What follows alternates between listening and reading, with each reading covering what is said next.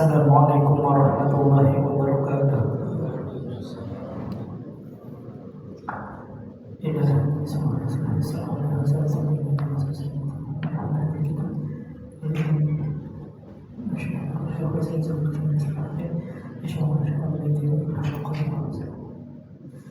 Al-Fatihah.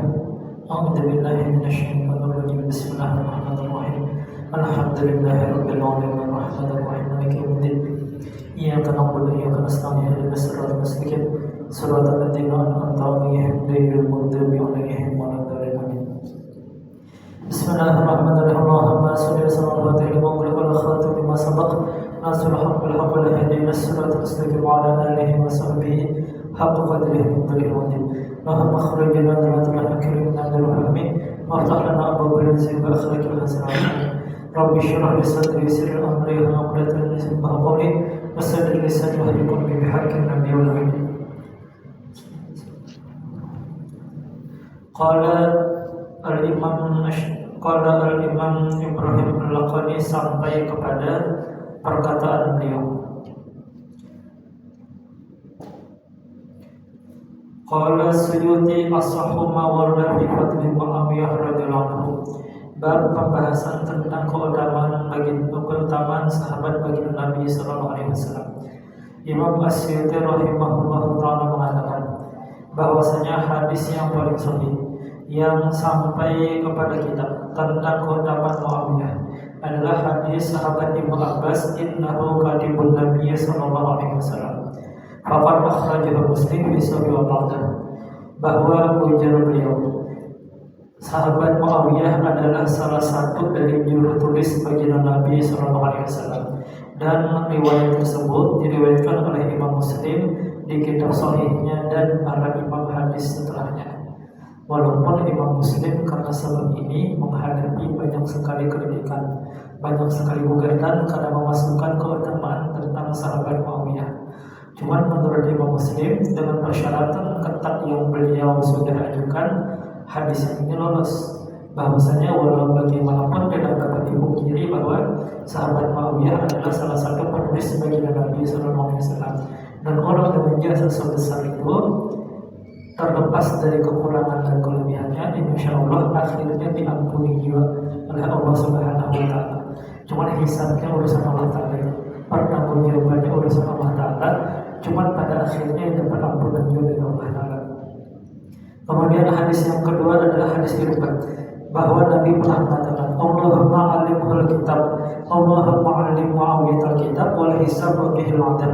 Wahai Allah Subhanahu wa taala, ajarilah Muawiyah itu baca dan tulis, kemudian kemampuan berhitung, dan jagalah ia daripada adab. Nah, ini diriwayatkan oleh sahabat Ibnu, salah satu hadis dengan derajat yang hasan sifatnya, kualitasnya sedang, bahwa Nabi pernah memberikan doa kepada sahabat Muawiyah. Karena Nabi yang mendoakan, maka pasti dijawab oleh Allah Subhanahu wa taala. Apa doa yang dipanjatkan oleh Nabi untuk sahabat Muawiyah? Ujar beliau, wahai Allah taala, ajarilah Muawiyah itu baca tulis, kemudian kemampuan berhitung, dan jaga ia daripada adab. Nah, jaga daripada adab ini adalah bukti kesaksian dari Nabi sallallahu alaihi wasallam bahwa akhirnya Muawiyah itu akan diampuni oleh Allah taala, sekalipun di dalam urusan ijtihad itu sampai memicu peperangan di antara kaum muslimin. Kemudian salah satu keunggulan sahabat Muawiyah yang kada bisa kita pungkiri adalah beliau itu salah satu sosok yang lebih terdidik dibanding sahabat yang lain. Sahabat yang lain itu banyak yang jujur, banyak yang tawakal yang tinggi, banyak yang rajin berjihad di jalan Allah Subhanahu wa taala. Tapi sahabat dengan kemampuan baca tulis dan berhitung yang baik itu jumlahnya tidak banyak. Dan salah satunya adalah sahabat Muawiyah.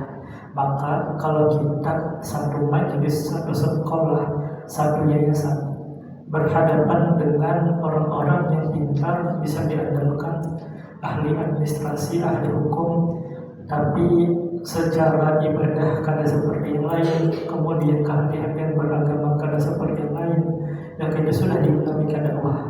Kada bisa kita berharap setiap orang itu sempurna di segala sisi, unggul di dalam urusan berhitung, di dalam tulis menulis, belum tentu bisa sama seperti yang lain di dalam urusan akhlak ataupun di dalam urusan ijtihad. Kemudian hadis riwayat Ibnu Abi Umrah yang mengatakan, Allahumma jul hadi mahdiyan wahdi bihi. Ujar Nabi mendoakan sahabat Muawiyah, wahai Allah Ta'ala, jadilah ia sebagai orang yang diberi hidayah, dan orang-orang yang di sana engkau letakkan hidayahmu, dan jadikanlah ia dapat memberi hidayah kepada yang lainnya. Kemudian hadis yang lain, ihfaduni fi ashabi ashari wa ansari, faman hafidhani fihim hafidhahu Allah fid dunya wal akhirah. Ujar Nabi SAW secara umum doa terhadap sahabatnya dan keluarga-keluarganya. Ujar Nabi, wahai Allah Ta'ala, jagalah ujar Nabi memasani umatnya, memberi pesan kepada umatnya, jagalah hak-hakku atau jagalah hubungan denganku dalam urusan sahabat-sahabatku dan dalam urusan kawan-kawanku dan di dalam urusan orang-orang yang memiliki hubungan kekerabatan denganku. Maka siapapun yang menjaga hal demikian itu, mudah-mudahan Allah Ta'ala jaga hal tersebut di dunia maupun di akhirat. Wa man lam yahfadh bihim tajallallahu minhu wa man tajallahu minhu yushiku al-khudah. Maka siapapun yang kadang memperhatikan hubunganku dengan mereka, maka Allah Ta'ala akan tampakkan sesuatu pada mereka. Maka kalau Allah Ta'ala sudah tampakkan hal tersebut, maka khawatir Allah Ta'ala akan mengadabnya karena sebab tersebut. Baginda Nabi SAW di banyak hadisnya itu memberi peringatan kepada umat setelahnya bahwa nanti ada orang-orang yang akan menjadikan Nabi, keluarga Nabi dan sahabat Nabi itu sebagai sasaran tembak. Nah, sebagai sasaran tembak. Kenapa? Karena mereka inilah nanti yang akan memiliki pengaruh kuat di masyarakat, yang akan menjadi saingan terhadap para politikus, para penguasa di zaman itu. Maka Nabi sudah memberi peringatan terdahulu. Makanya peristiwa di Karbala ketika dikumpulkan di situ keluarga baginda Nabi SAW, mereka dibantai bukan karena sebab memberontak, mereka dibantai karena pengaruhnya begitu luas, hampir-hampir merebut kepercayaan masyarakat di Kufah. Kemudian Yazid ketika itu memarahi mereka. Karena selesai sampai di situ, 80 tahun berdiri dinasti Bani Umayyah, Khalifah memerintahkan untuk melaknat keluarga sahabat Ali bin Abi Thalib. Yang mana keluarga Ali bin Abi Thalib itu adalah Bani Muthalib yang merupakan salah satu dari ahli bait Nabi SAW. Makanya Nabi peringatkan jauh-jauh hari. Jadi bukan karena mentang-mentang keluarga dibela habis-habisan oleh Nabi kadang. Justru karena sebab mereka berkeluarga dengan Nabi, mereka jadi sasaran para penguasa. Karena walau kayak apapun, keluarga keturunan dari orang-orang yang mulia itu akan cenderung lebih dipercaya di masyarakat. Karena hubungan kekerabatan itu, maka mereka diperangi, mereka dikucilkan. Maka Nabi beri peringatan dahulu. Nah, beberapa orang salah paham di dalam memahami hadis semacam ini. Nah, komentarnya Nabi aja jadi dengan keluarga sebetulnya membela. Padahal ada juga. Justru Nabi itu memberi peringatan, jangan karena mereka punya kelebihan berkerabat dengan Nabi, dipercaya masyarakat, kemudian jadi sasaran tembak. Sebenarnya arahnya ke sana. Nah, cuma karena beberapa orang kadang teliti membaca hadis, ada berguru dengan guru yang benar, akhirnya kesimpulannya ya, melalainya kesimpulannya kemana-mana. Maka dalam hal ini Nabi peringatkan, jaga urusanku dengan para sahabatku, kemudian yang berkerabat denganku dan para penolongku pada Nabi SAW. Cuman memang kalau kita baca beberapa kitab, misal kitab Futuhat Makkiyah karangan Imam Ibnu Arabi, kemudian kitab Al-Minal Kubra karangan Imam Abdul Wahab Asy-Syarani, ada kebiasaan dari para ulama untuk lebih mengikhlaskan ketika bersengketa dengan orang-orang yang memiliki hubungan dengan baginda Nabi SAW, khususnya 4 keluarga besar Nabi. Ahlul Bait Nabi itu kan menurut Imam Syafi'i di 4 keluarga besar. Yang pertama keluarga Abdul Muthalib, yang kedua keluarga Bani Hashim, yang ketiga keluarga Bani Abi Manaf, kemudian keluarga Bani Aqil, Bani Abbas, Bani Muthalib, nah dan Bani Hashim. 4 ini adalah Ahlul Bait Nabi SAW dalam penjelasan Imam Syafi'i. Imam Syafi'i itu memang bukan keturunan Nabi, tapi beliau adalah anak daripada sahabat Ali bin Abi Thalib. Sahabat Nabi itu punya istri selain Sayyidah Fatimah, namanya dari suku Hanafiyah. Maka anak ini diberi nama Muhammad bin Ali al-Hanafiyah. Apakah beliau keturunan Nabi? Bukan. Tapi apakah beliau Ahlul Bait Nabi? Iya, beliau Ahlul Bait Nabi SAW. Nah, termasuk orang yang memiliki hubungan kekerabatan dengan Nabi Sallallahu Alaihi Wasallam. Maka beliau menulis di kitab beliau Minanul Kubra, termasuk amal ibadah yang Allah Ta'ala takdirkan untukku. Ketika aku bersengketa dengan keluarga Nabi Sallallahu Alaihi Wasallam, aku cenderung mengikhlaskan. Tapi itu bukan sebuah kewajiban. Yaitu contoh ketika para ulama totalitas di dalam beramal. Itu pun di bagian lain di kitab beliau, masih di Minanul Kubra juga. Beliau juga menulis termasuk keutamaan ibadah yang Allah Ta'ala berikan untukku. Kalau bersengketa dengan tetangga, maka beliau akan cenderung untuk mengikhlaskan. Jadi kan ada satu sisi aja segala aspek. Ketika beliau bersengketa dengan siapapun, maka beliau akan cenderung mengikhlaskan. Cuman ketika sengketanya dengan yang punya kekerabatan dengan baginda Nabi Sallallahu Alaihi Wasallam, maka rasa untuk mengikhlaskan itu lebih besar. Cuma apapun yang beliau tulis di kitab Minanul Kubra itu adalah amal-amal khusus yang dikerjakan para ulama, sifatnya kada wajib. Kalau ada yang bisa bagus, tapi bukan kewajiban. Termasuk beberapa pekuruan kita, amal pekuruan kita, tapi jangan dimanfaatkan lah, karena banyak yang manfaatkan. Amalan pekuruan kita itu kada pernah menolak orang yang meminta-minta. Biar minta mobilnya diberi guru-guru khusus, kada banyak yang mengamalkan itu. Nah, maka jangan dimanfaatkan. Kadang ada beberapa masyarakat yang tahu guru-guru itu kadang bakal menolak permintaan, dan ulun kadang termasuk yang mengamalkan itu. Nah, ulun sadar deh, cuma banyak guru-guru kita yang mengamalkan itu. Apapun yang diminta dari beliau diberikan, karena begitulah Nabi Sallallahu Alaihi Wasallam sebagai contoh. Pertanyaannya apakah itu wajib? Kada wajib. Tapi kalau ada yang bisa mengamalkan, maka bagus, luar biasa. Kemudian fadlu kathrati riwayat hadis, termasuk daripada keutamaan sahabat Muawiyah adalah banyaknya riwayat hadis yang diriwayatkan dari beliau. Kemudian salah satu keutamanya Imam Bukhari meriwayatkan daripada Ikrimah, qultu li Abbas inna Muawiyah awdal barakah. Aku katakan kepada kalau Allah Ta'ala wa man qutila madluman faqad ja'alna liwalihi sultanan al-ayah, bahwa Imam Abbas mengatakan tentang firman Allah Subhanahu wa Ta'ala, siapapun yang dibunuh dalam keadaan zalim, dalam keadaan terzalimi, maka Allah Subhanahu wa Ta'ala jadikan bagi kekasih-kekasihnya itu sekelompok penolong. Maka ujar beliau, termasuk daripada orang-orang yang meninggal dalam keadaan terzalimi itu adalah sahabat Muawiyah. Annahu kana wali Utsman wa qad qutila madluman. Ada beberapa imam, cuman ini ada contohnya. Ada beberapa imam yang menunjukkan salah satu keutamaan sahabat Muawiyah itu adalah beliau orang yang dikirim oleh Allah Ta'ala untuk membela hak-hak sahabat Utsman bin Affan. Dan sepertinya sahabat Muawiyah ada niatan seperti itu, karena Allah Ta'ala berfirman di Al-Quran, wa man qutila madluman faqad ja'alna liwalihi sultanan. Siapapun yang dibunuh dalam keadaan dizalimi, maka Allah Ta'ala akan jadikan bagi orang tersebut penolong langsung dari sisinya yang akan menuntut haknya. Maka beberapa ahli tafsir mengatakan sahabat Utsman bin Affan itu meninggal dalam keadaan terbunuh, dan pembunuhannya tersebut zalim karena beliau difitnah. Beliau memang lemah di dalam mengendalikan kekuasaan, mengendalikan gubernurnya, tapi penyebab beliau sampai dibunuh itu karena demonstrasi besar-besaran yang kadang dilakukan oleh beliau. Tuduhannya, beliau itu dituduh menulis surat perintah kepada penguasa Mesir untuk membunuh semua orang yang berdemonstrasi yang berangkat dari Mesir. Karena memang mayoritas dari demonstran itu berasal dari Mesir, yang ketika itu dikuasai gubernur adalah sahabat Amr bin As.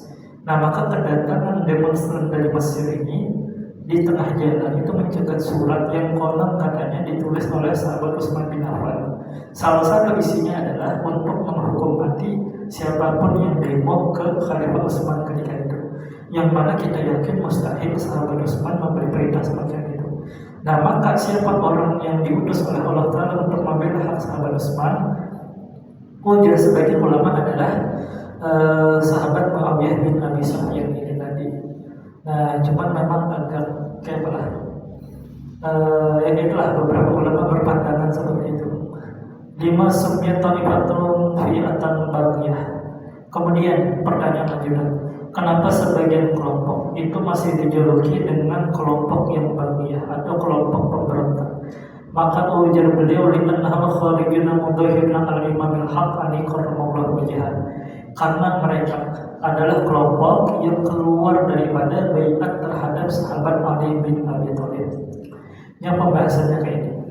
Nabi SAW itu memberi nubuat, memberi berita masa depan bahwa sahabat Ali itu akan diperangi oleh kelompok Bagiyah, ada kelompok pemberontak, kelompok yang melampaui batas. Maka kalau Nabi sebut mereka kelompok pemberontak, ya berarti benar, berarti kelompok tersebut adalah kelompok pemberontak. Nah, cuman kalau sudah Nabi sebut mereka sebagai kelompok pemberontak, apakah mereka akan dicap sebagai orang dolim yang akan masuk neraka Allah Subhanahu wa Ta'ala? Ujar beliau, belum tentu. Karena memang secara hukum zahir mereka adalah para pemberontak. Mereka adalah orang yang menggoyangkan kekhalifahan sahabat Ali bin Abi Thalib. Cuman kata beliau, tasmiyatuhum mughallatan laysat tamkisan lahum. Nabi memberi mereka julukan dengan kelompok pemberontak itu bukan karena Nabi SAW menjelek-jelekan mereka, karena mereka memiliki beberapa pandangan dan takwil bahwa dan mereka itu diberi udzur oleh Allah Ta'ala di dalam kesalahan ijtihadnya. Artinya menurut beliau, para sahabat itu berijtihad, tapi ijtihadnya salah dengan melawan sahabat Ali bin Abi Thalib, itu ijtihadnya salah. Cuman yang namanya ijtihad, ujar beliau, selama yang melakukan itu mampu, maka ada dihukum oleh Allah Subhanahu wa Ta'ala. Hanya saja ijtihadnya tetap salah. Nah, maka walaysa min syarril baghi al-itsmu, belum tentu, ujar beliau, pemberontak itu dipastikan berdosa. Wa Sayyidina Husain anhu atbahu muqatil ala Yazid, sahabat anak Nabi, cucu Nabi Sayyidina Husain itu pun merupakan pemberontak terhadap kekuasaan Yazid. Ini salah satu yang paling kontroversial di kitab ini. Nah, beberapa hal itu protes sebenarnya ketika ditulis bagian ini di kitab ini. Karena kayaknya permasalahannya, ujar beliau, kada semua pemberontak itu adalah kelompok yang jelek.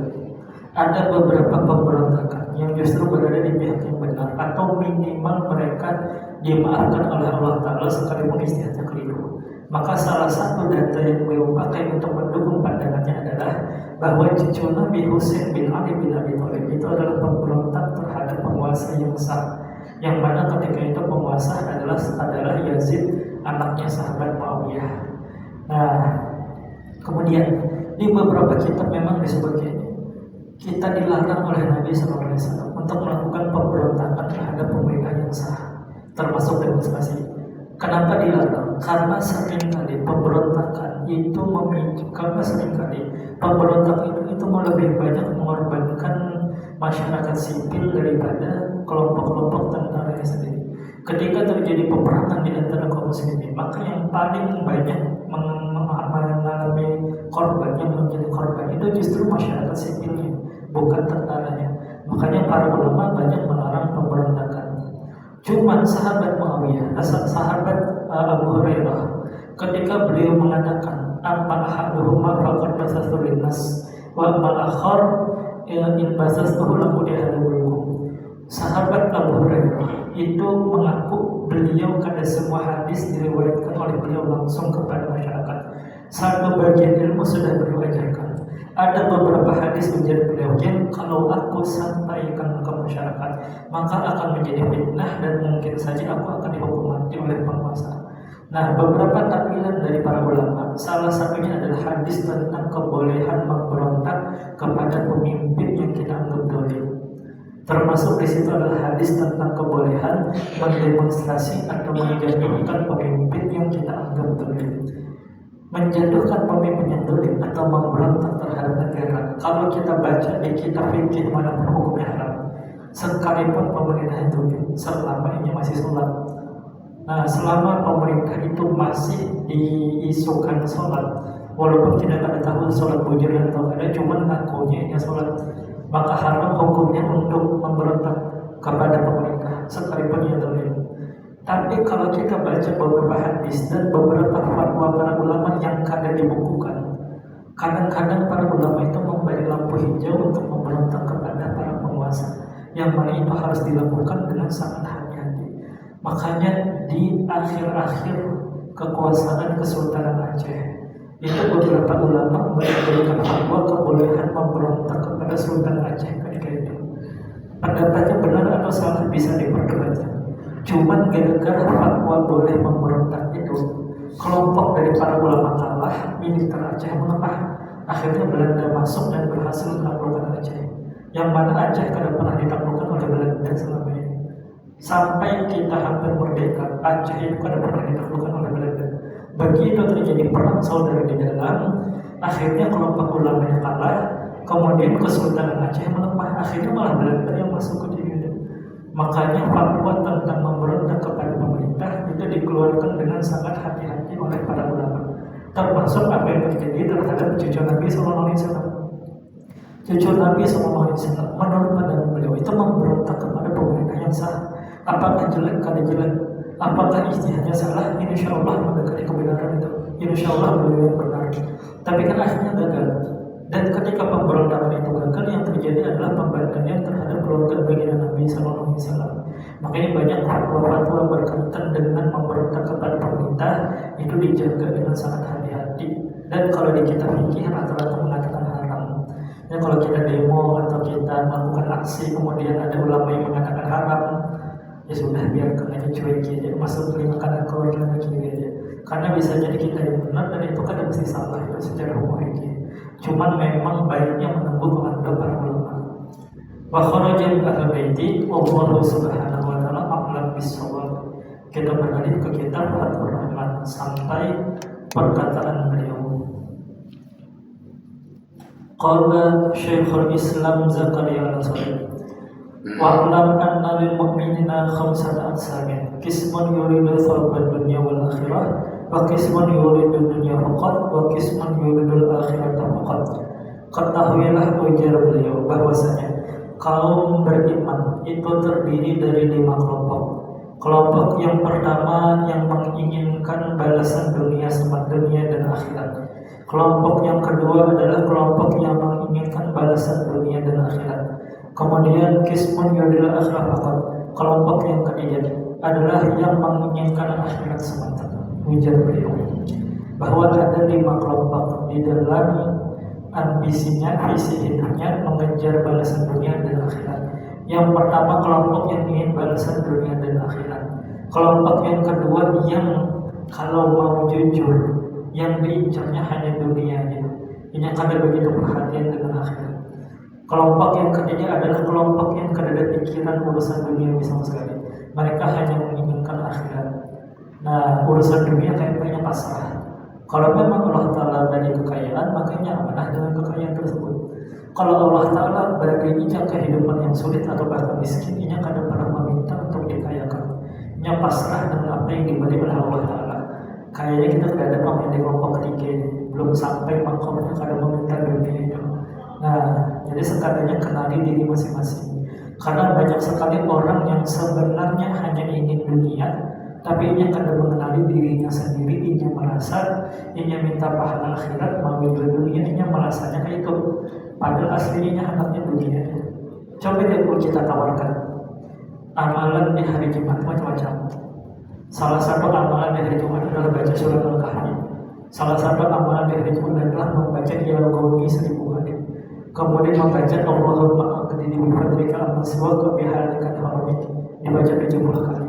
Baca Al-Qawmi 1000 kali dan baca Allahumma aqdini bi fadlika amma siwaka bihalika haramik di hari Jumat. Itu termasuk amalan untuk melancarkan rezeki. Kalau kita sampaikan itu di pengajian, diamalkan orang itu.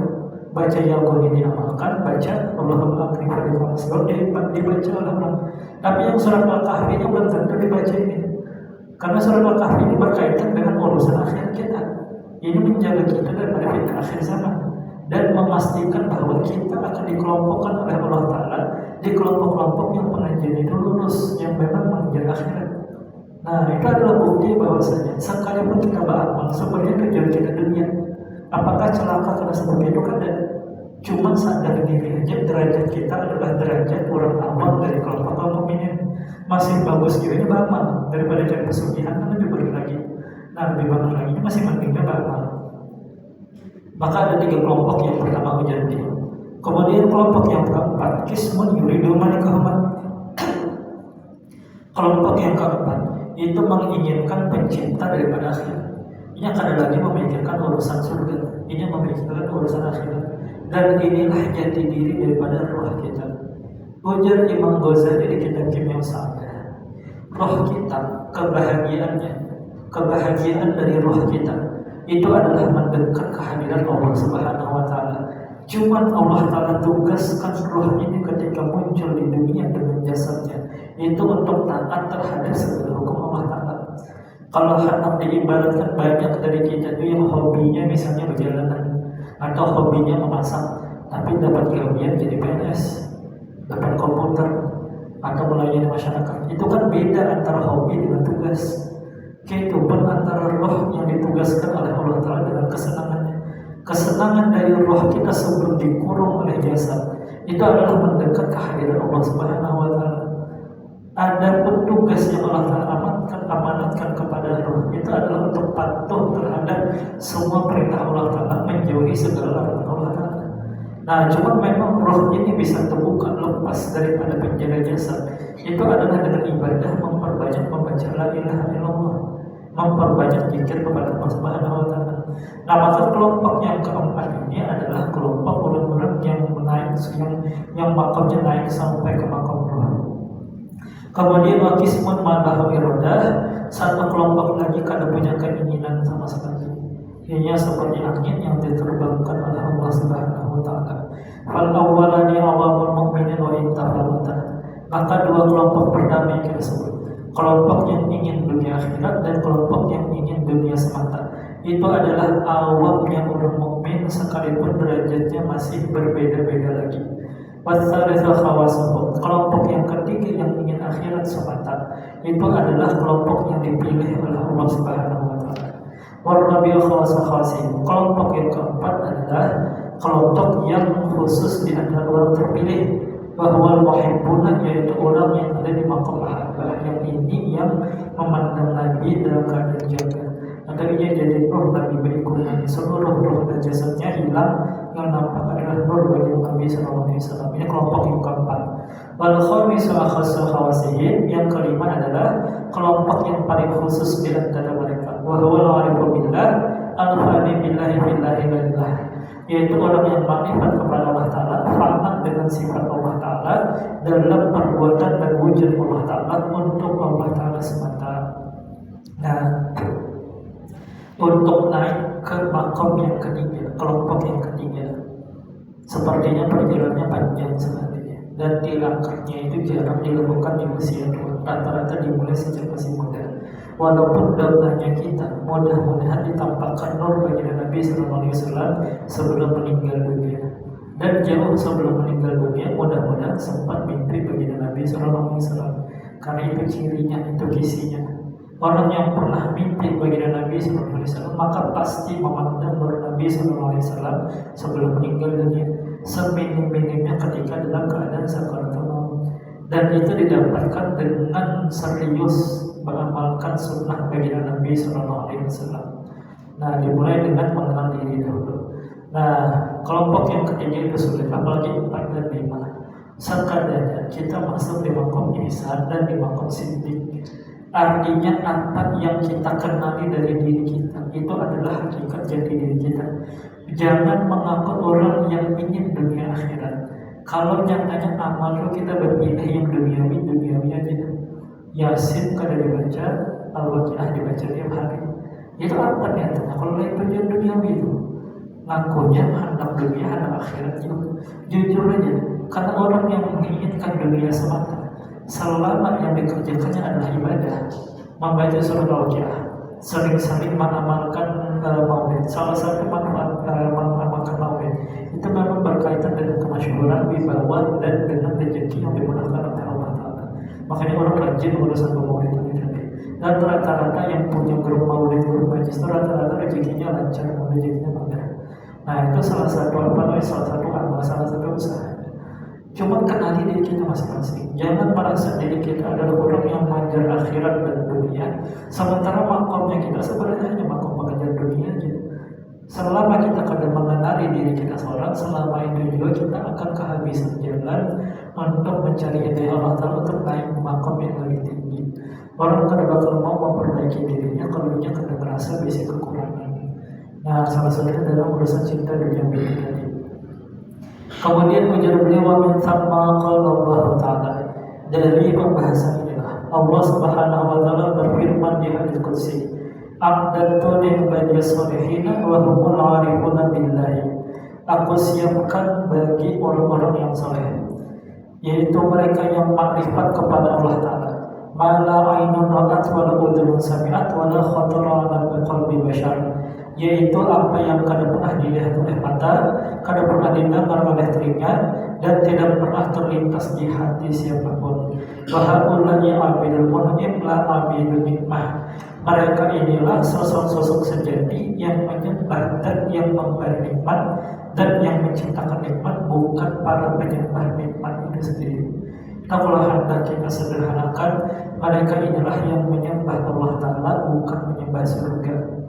Kebanyakan dari kita itu menyembah surga. Kenapa beramal supaya dapat surga? Bukan kenapa beramal supaya dekat dengan Allah Subhanahu wa Ta'ala. Itu nanti itu jauh masih makom di situ. Kebanyakan dari kita kan beramal supaya selamat.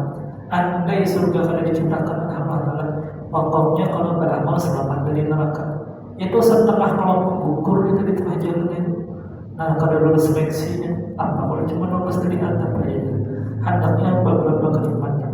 Maka ujar beliau, mereka inilah para penyembah dan yang menciptakan nikmat, yang memberi nikmat itu bukan penyembah kenikmatannya. Maka orang-orang yang beramal, yang dibayangkannya surga, artinya yang mengejar surganya. Orang-orang yang beramal supaya semakin dekat dengan Allah Ta'ala, maka yang punya kejar adalah Allah Subhanahu wa Ta'ala. Cuma mengejar surga itu kan jelek. Mengejar surga itu adalah perintah Allah Subhanahu wa Ta'ala. Jadi jangan dijelek-jelekan juga. Kadang ada orang mungkin kurang terlatih aja di sana. Jam terbang berceramah kurang tinggi. Akhirnya kalimat kadang pas. Apa kalimatnya? Kadang boleh beramal supaya masuk surga. Beramal itu untuk dekat dengan Allah Ta'ala. Nah itu kadang pas kalimat semacam itu. Karena memang mengejar surga itu salah satu perintah Allah Subhanahu wa Ta'ala. Makanya tadi kita jelaskan bahwa beda antara hobi atau kesenangan atau kebahagiaan ruh dengan tugas yang Allah Ta'ala beri di dunia. Tugas yang Allah Ta'ala beri di dunia itu bukan mendekat kehadiran Allah Ta'ala. Tugas yang diberi oleh Allah Ta'ala itu adalah patuh kepada perintah Allah Ta'ala, kemudian diberi surga oleh Allah Ta'ala. Itu tugasnya. Ikut pegawai di sini, pelajari anak-anak sekolah, aku bayar gaji. Dengan orang-orang yang memang niatannya mengajar kaum muslimin beda. Apakah yang mengajar karena niatan gaji itu salah? Kada. Ini melaksanakan tugasnya. Kehidupan orang-orang yang beribadah untuk dapat surga Allah Ta'ala, ini telah melaksanakan tugasnya di muka bumi. Cuma memang bukan orang-orang wali-wali Allah Ta'ala yang dicintai secara khusus oleh Allah Subhanahu wa Ta'ala. Tinggal kita memilih mau hidup di jalan yang mana. Mau hidup di jalan baru menjadi surga, atau mau hidup di jalan yang semakin mendekat kehadiran Allah Subhanahu wa Ta'ala. Nah, maka kata beliau, wa hum qalilun wa huwa qalil. Orang yang mengajar surga itu jumlahnya sedikit sekali di masyarakat. Dan orang yang mengejar Allah Ta'ala hampir kada bisa dihitung, saking sedikit sekali jumlahnya. Yang mengejar surga itu sedikit, yang mengejar Allah Ta'ala jauh lebih sedikit lagi. Makanya Imam Ghazali apa judul kitab beliau itu, yang Ihya Ulumuddin itu kadang-kadang di pinggirannya ada kitab Imam Ghazali yang lain. Nah itu beliau menjelaskan bahwa manusia itu terbagi kepada dua kelompok yang muslim beriman kepada Allah Ta'ala, dan kelompok yang kafir karena beriman dengan Allah Ta'ala. Maka yang kafir akan selalu lebih banyak daripada yang beriman. Kemudian kelompok yang beriman itu terbagi lagi, ada yang patuh dengan Allah Ta'ala, ada orang soleh, ada orang fasik. Maka kelompok yang fasik akan selalu lebih banyak daripada kelompok yang soleh. Kemudian orang yang soleh itu terbagi lagi, ada yang ikhlas untuk Allah Ta'ala, ada yang mengejar banyak hal lain selain Allah Ta'ala. Maka yang ikhlas akan jauh lebih sedikit daripada orang-orang yang keinginannya bermacam-macam dan begitu terus. Maka dari awal seleksi saja, kalau kita hendak jujur menyampaikan Quran dan hadis, mayoritas manusia itu kada selamat ketika di akhirat kalau mengikut dohir apa yang ada di Quran hadis. Nah, cuman memang harapan kita adalah kita mudah-mudahan kebanyakan daripada orang yang kita kenal itu adalah orang-orang yang kalaupun kada selamat ingin dapat ampunan Allah Ta'ala ketika di akhirat. Cuman di hatinya amal masing-masing kayak lebih banyak lalainya kan, lebih banyak dolimnya kan, atau lebih banyak ibadahnya kita kepada Allah. Hitung aja, hisab aja diri masing-masing. Yang lebih banyak cacatnya ya, daripada bagusnya daripada amal kita. Nah, sekadanya tahu diri. Qala Allah Ta'ala illal ladzina amanu wa 'amilus sholihati qalilun mahum. Ujar firman Allah Ta'ala, kecuali orang-orang yang beriman dan ia beramal soleh dan mereka itu jumlahnya amat sedikit sekali. Wa hum ma'al khalqi bi abdanihim wa ma'al haqqi bi qulubihim la yaftaruna an musyahadati tarfa'ainin. Mereka bersama makhluk dengan jasad mereka dan bersama Allah Ta'ala dengan ruh mereka di alam hakikat, yang mana pandangan mereka kadang pernah teralihkan sekejap manapun daripada memandang Allah Subhanahu wa Ta'ala. Makanya beda antara kita yang belajar ilmu makrifat dengan mereka yang kadang mau mempelajarinya. Karena banyak peringatan dari para ulama ahli kalam untuk jangan masuk ke ilmu makrifat, jangan masuk ke ilmu hakikat, dan itu kitabnya banyak bermur. Makanya kalau hendak belajar apapun itu, jangan fokus dengan apa yang tertulis di kitab aja. Ngaji juga dengan para ulama di kampung itu kayak apa kebijakannya. Kebijakan dari guru-guru kita, sekalipun banyak kitab yang memperingatkan hati-hati masuk ke ilmu hakikat, tapi nyatanya guru-guru kita melajari itu di kampung sini. Dan mayoritas di Indonesia rata-rata mengajarkan sebelum beberapa perubahan. Cuma diajarkan dengan sangat hati-hati, cari guru yang benar-benar menguasai syariat, bisa baca kitabnya. Ketika mengajarkan kitabnya itu ada sangatnya jelas.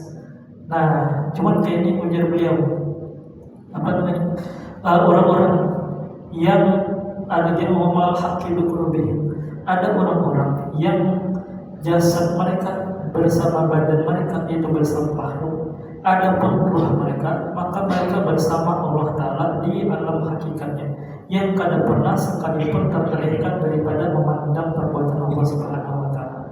Maka kayak ini, kalau kita menemukan misal di beberapa riwayat ada beberapa orang yang bertemu dengan Nabi SAW dan keadaan jaga, itu kada seperti yang dibayangkan orang-orang. Nabi yang terbaring di Madinah kemudian bangkit dan datang ke orang tersebut, kemudian mengucapkan salam, mengajar ataupun yang lainnya. Ketika guru-guru kita memberi isyarat, memberi riwayat orang ini bertemu dengan Nabi dalam keadaan jaga, artinya jasad orang tersebut hilang, roh orang tersebut hilang, yang nampak adalah nur bagi Nabi SAW. Kemudian ketika ada beberapa ulama meriwayatkan ia memandang, ia melihat Allah Subhanahu wa Ta'ala ketika di dunia, maka yang dimaksud adalah jasadnya hilang, rohnya hilang, nur bagi Nabi SAW pun hilang juga. Yang ada adalah wujud Allah Subhanahu wa Ta'ala. Cuman karena orang ini sudah anti dahulu belajar ilmu hakikat, akhirnya yang meriwayatkan di antaranya karomahnya para wali, ada yang melihat Allah Subhanahu wa Ta'ala. Itu bertentangan dengan semua ayat Al-Quran dan hadis. Karena Allah Subhanahu wa Ta'ala hanya bisa dilihat di akhirat, karena bisa dilihat di dunia. Itu pun tanpa kaif, kada boleh dipertanyakan kayak apa melihatnya. Kemudian kalau kita mengatakan bertemu dengan baginda Nabi SAW dalam keadaan jaga, kalau kada pakai cara mengajar, cara menjabarkan ilmu hakikat, akhirnya dibayangkan orang-orang Nabi yang terbaik atau Nabi yang ada di alam barzakh masuk ke alam dunia, kemudian bertemu dengan beberapa umatnya. Ada hal yang tertulis di kitab-kitab ilmu hakikat. Ketika kita naik dari satu martabat ke martabat yang lebih tinggi, itu adalah ketika kesadaran kita hilang di alam jasad, kemudian naik di alam roh, kemudian hilang di alam roh, naik kepada alam hakikat yang lebih tinggi, yaitu nur bagi Nabi SAW. Maka ketika disebut ini akan pernah beralih sekejap manapun daripada memandang Allah Subhanahu wa Ta'ala, artinya ada di makam nur Nabi memandang sifat Allah Subhanahu wa Ta'ala. Cuma itu pembahasan kayak ini banyak diperingatkan oleh para ulama. Nah, akhirnya lebih baik bisa belajar daripada belajar tapi salah.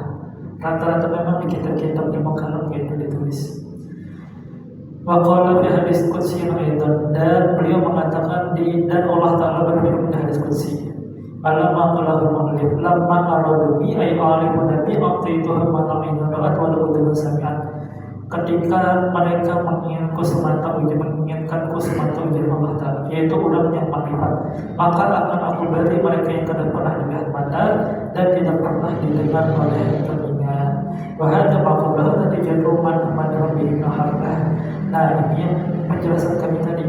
Ini kata beliau, memandang Allah Subhanahu wa Ta'ala itu buah daripada apa yang Allah Ta'ala beri, daripada maqam hamba atau maqam nur bagi Nabi sallallahu alaihi wasallam. Artinya kalau orang itu kadang pandang di nur Nabi sallallahu alaihi wasallam, maka ini akan bakal melihat sifat dan perbuatan Allah Subhanahu wa Ta'ala secara hakikat, walaupun secara ilmu bisa. Secara ilmu kita tahu aja yang namanya yang memutar kipas itu lain listrik, kudrat Allah Ta'ala itu yang memutar. Secara ilmu kita tahu aja, kita melihat aja suara yang keluar dari speaker ini bukan karena sound systemnya yang membesarkan suara, tapi kudrat Allah Ta'ala yang menciptakan itu secara ilmu. Siapapun yang belajar bisa melihat itu. Tapi yang benar-benar melihat itu dengan ruhnya itu hanya orang-orang yang duduk di makam nur baginda Nabi sallallahu alaihi wasallam. Maka idza afnatan hawaka wallahu subhanahu wa ta'ala a'lam bis-shawab. Silakan Pak Dhani. Ya, Pak. Kita mengulas sedikit bahwa Al-Quran itu kan ilmu segala sumber di dalamnya, tetapi masih ada diteruskan lagi, ada hadis lagi, ada yang bertentangan bahwa ada mazhab lagi, ada 4 mazhab, ada imam 4 imam juga. Lalu waktu itu apakah berdebatan dengan para ulama supaya ini diakui sebagai imam untuk umatnya lah. Lalu yang mana itu dari yang menilai imam 4 itu berdebat dari mana Pak itu supaya ini diakui lah jadi imam? Terima kasih. Oke, bisa dipahami. Ini kita bahas. Ini yang kita bahas satu pembahasan bahwa Al-Quran itu sebagaimana diajarkan para ulama menghimpun segala macam ilmu.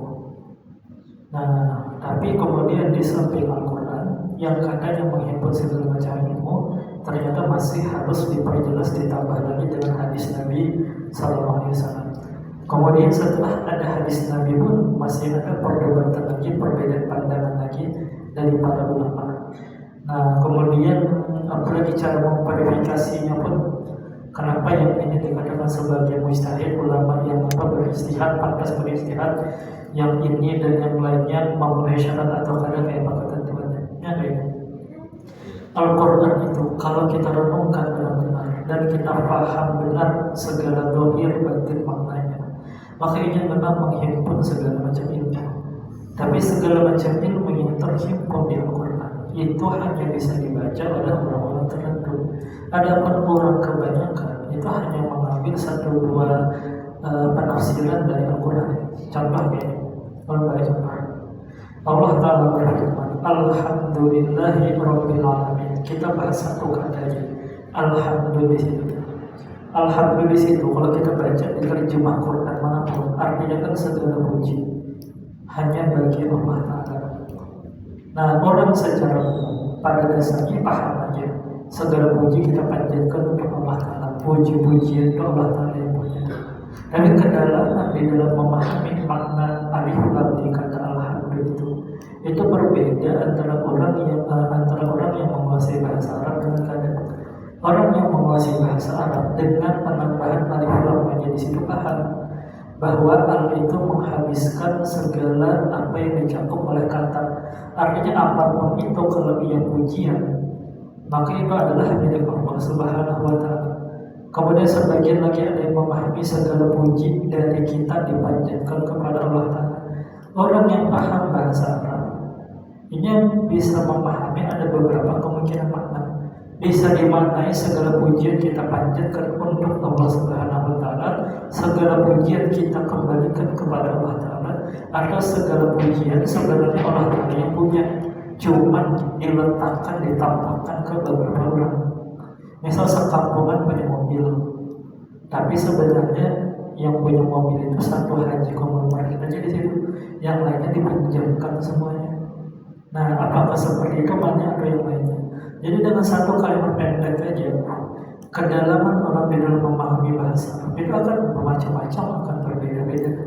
Nah, maka dalam memahami Al-Quran pun kayak itu, kalimatnya itu pendek, tapi kalau orang penguasaan bahasa Arabnya luas, maknanya ada satu aja yang muncul, bisa 3 makna, bisa 4 makna, bisa 10 makna, bisa banyak. Nah, maka untuk memperluas pembahasan makna itu, disitulah baginda Nabi SAW memberikan beberapa penjelasan. Nabi memberikan penjelasan panjang yang itu kadang ditulis langsung di Al-Quran, tapi maknanya bisa dikembalikan ke arah sana, bisa dikembalikan ke arah ayat Al-Quran. Nah, kemudian di abad-abad berikutnya, setelah Nabi SAW memberikan arahan, maka kadang-kadang beberapa orang satu kepala dengan yang lain itu kadang sama di dalam memahami konteksnya. Contoh, Nabi peringatkan kita buru-buru untuk berangkat ke Bani Quraidah, maka kata Nabi jangan ada yang sholat asar kecuali di sana. Sekalinya belum sampai ke kampungnya Bani Quraidah, waktu asar hampir habis. Maka ada sahabat yang sebagian sholat di tengah jalan, karena memahami itu Nabi hanya nyuruh cepat aja, walau kayak apapun ya asar kada boleh sampai tembus. Sahabat yang lain ada yang memahami bahwa pokoknya kalau kata Nabi jangan sholat asar kecuali di sana, ya berada di sana sekalipun sholat asar tembus. Nah, ini kan dua hal ini sama-sama mungkin kebenarannya, sama-sama mungkin benar. Maka kebanyakan dari hadis itu kenapa bisa sampai memicu perdebatan para ulama? Karena memang pertimbangan maknanya itu luas. Bisa jadi Nabi bermaksud kayak ini, bisa jadi Nabi bermaksud kayak ini. Nah, jadi dua kemungkinan itu ada, karena beberapa kemungkinan di satu pembahasan. Nah, makanya bisa sampai terjadi perbedaan pandangan para ulama. Cuman kayak menentukannya, mana ulama yang bisa dipegang sebagai mujtahid, mana yang kada. Tradisi umat Islam dari zaman dahulu, sebenarnya orang itu kada bisa mengajar kecuali ulama yang di zaman itu mengakui bahwa orang ini mampu. Imam Syafi'i itu sebelum dipercaya digelari mujtahid oleh para imam yang lain, itu beliau dapat izin dulu untuk mengajar dari gurunya Imam Malik dan yang lain. Kemudian gurunya Imam Malik memberi izin untuk berfatwa. Kemudian baru dapat berapa tahun Imam Syafi'i akhirnya membentuk cara berpikir sendiri, menjelaskan perbedaan dengan yang lainnya. Jadi memang cara seleksinya itu adalah dengan pengakuan dari ulama yang lain. Di zaman itu membedakan mana ulama benar, mana ulama yang asal jadi itu memang relatif mudah, karena masih lebih banyak ulama yang benar-benar belajar di ulama asli daripada yang karbitan yang asal jadi di zaman itu. Jadi memang hanya mengandalkan kesaksian ulama yang lain, bahwa ini orang alim atau kada, itu mengandalkan kesaksian ulama yang lain. Kemudian ulama yang memberi kesaksian, ini kesaksiannya akan dinilai lagi oleh ulama yang lain. Makanya kalau yang kada sampai ke masyarakat sebenarnya ini, siapa yang mengatakan Imam Syafi'i itu mujtahid, Imam A, B, C, D banyak jumlahnya. Kemudian Imam A, B, C, D yang berkomentar, ini komentari lagi oleh ulama yang lain. Jadi memang artinya luas itu, yang saling memberi kesaksian itu luas cakupannya. Kadang ulama yang ini disebut mujtahid, ulama yang ini menentang. Imam Syafi'i itu kada semua ulama juga sepakat beliau mujtahid. Imam Yahya bin Ma'in itu kada setuju kalau Imam Syafi'i dikatakan ahli hadis.